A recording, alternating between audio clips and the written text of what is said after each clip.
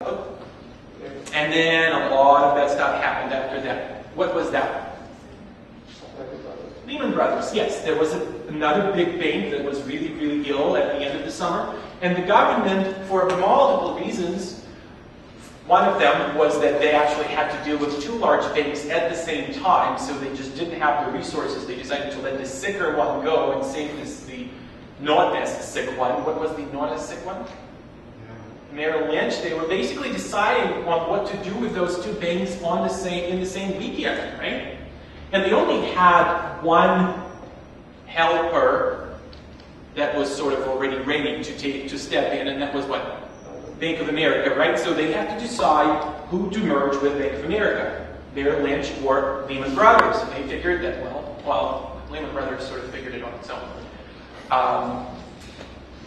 So the government failed to bail out Lehman Brothers. In other words, the government failed to provide deposit insurance or quasi-deposit insurance that the market hoped for. What happened after that? The markets went crazy. Because as soon as you tell the markets that not all deposits are insured, actually, we only insure random deposits, so it really depends on how lucky you are, right? That's basically what the government said back then.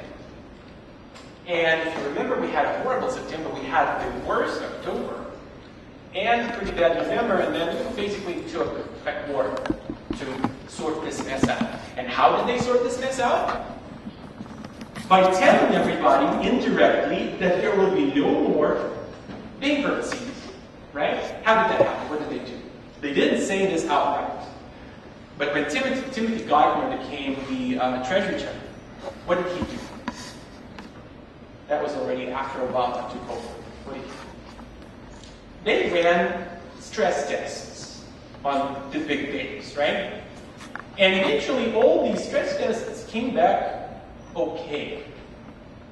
Which basically people who understood what was going on figured the government just told us things are fine. We're going to bail them out if something that happens. Stop worrying, Lehman Brothers is never going to happen again. Now, a lot of economists blame Paulson and Bernanke for not bailing out Lehman Brothers because this particular model here says bail out everybody. If you don't bail out one, people are going to go crazy. You're going to have a worse situation on your hands. So this recipe wasn't used as successfully as we were hoping.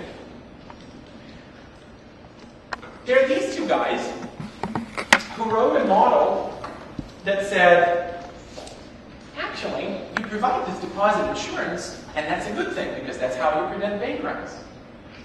But it also introduces a huge problem. And what is that problem? Well, it kind of says so. Moral hazard, right? If a bank knows that it will be bailed out no matter what, the bank is going to become very, very risky. Right?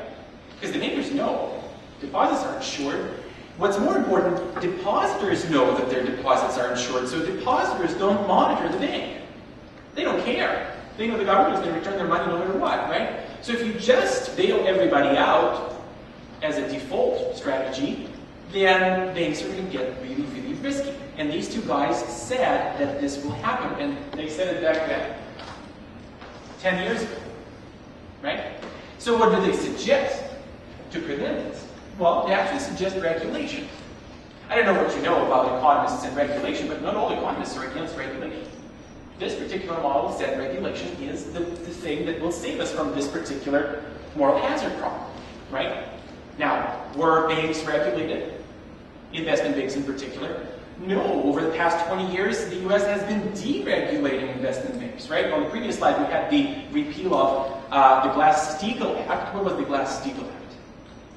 The Glass-Steagall Act was the law that separated commercial banking from investment banking and did a lot of other things, right? After the Great Depression, their government figured out that when a bank gets too vertically integrated, when it has operations on the ground in terms of multiple local branches, and then also a big thing that's going on Wall Street, it gets really, really risky, and the risk becomes kind of systematic for the entire economy, because if this bank fails, the whole stem fails, right? So after the Great Depression, which actually resulted from those multiple vertically integrated banks failing at the same time, the government in the US decided, okay, we're going to separate them. Investment banks are going to be separate. Commercial banks are going to be separate. In the late 1990s, with Clinton administration, they figured, well, we have gotten much more sophisticated than we were in the late 20s. So how about we let them do whatever they want to do? Eventually, markets are going to sort it out, right? So they repealed this act, it's very beautiful. And look what happened. Now we have these huge vertically integrated banks that are really, really sick right now. And one of those sickest banks is what? Yes, Citibank is one of our biggest problems now, right? And it's the huge vertically integrated bank that resulted from the fact that we actually let it do it 10 years ago, right? Now, there were models, and we're not going to talk too much about them in details, that predicted exactly the housing situation that happened. What those people said, what is this here not anymore? What they said was, you know, you have a neighborhood of houses, and one of those families defaults. What happens to house prices in that particular neighborhood? One family just randomly defaults on their mortgage. Nothing big systemic happening in the economy. Just one family defaults. They lost their jobs, maybe, or something like this. What happens to houses in that particular neighborhood? Drop. Yes, their prices drop because we just got a one house unit increase in supply, right? So basic economics. Then let's say also randomly another family in the same neighborhood defaults on their mortgage payment. What happens to the prices? They drop again. And what happens then is already scary, because what happens is some people start realizing that they now owe more on their houses, because they bought them at those high prices, right? They now owe more in their houses than the houses are worth, right? So they start defaulting on purpose, because they don't want to pay this stuff off anymore.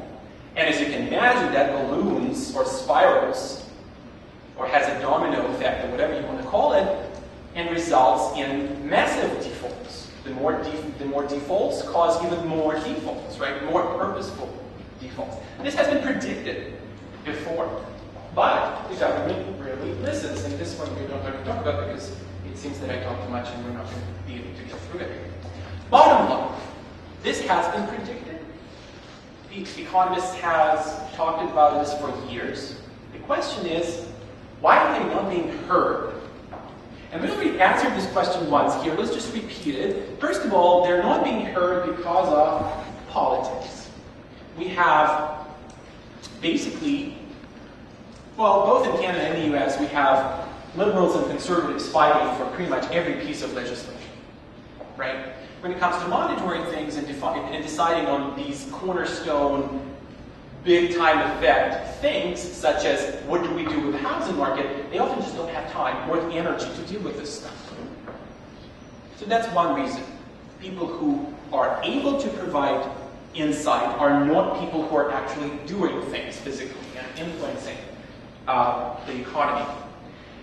Another reason, and the reason that I want to talk about for the rest of this little talk, is that there are, unfortunately, no ultimate truths in finance and economics, as science says.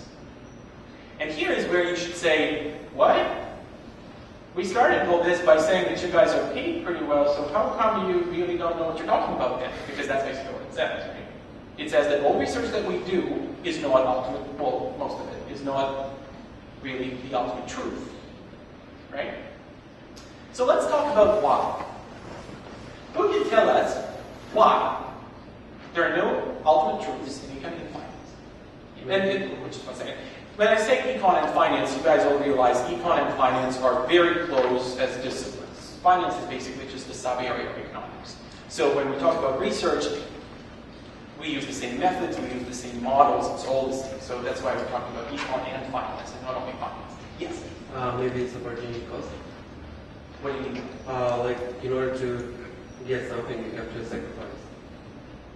So it's not easy to get. Yes, actually, this is a great answer.